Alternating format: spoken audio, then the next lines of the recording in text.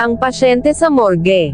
Si Nurse Mara ay may overtime shift isang madaling araw. Pinapakuha siya ng gamit sa morgue.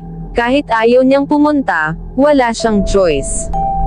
Pagbukas niya ng pinto, sinalubong siya ng malamig na hangin. Tahimik ang buong lugar, tanging ugong ng ilaw at amoy formalin ang naroon. Habang naglalakad siya, naririnig niya ang sariling yabag na umaalingaw-ngaw. Nang dumaan siya sa mga bangkay na nakabalot ng puting kumot, biglang may isa na gumalaw.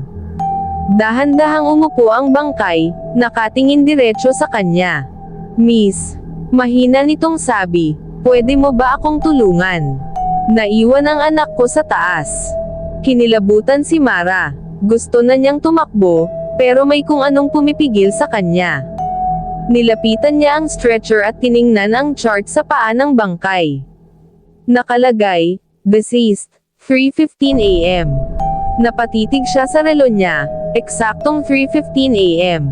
Napaatras siya, nanginginig. Pero nang mapatingin siya sa salamin sa dingding ng morgue, muntik na siyang mapasigaw. Sa refleksyon, nakita niyang siya mismo ang nakahiga sa stretcher, malamig, balot ng puting kumot. At ang bangkay na nakaupo kanina, wala na.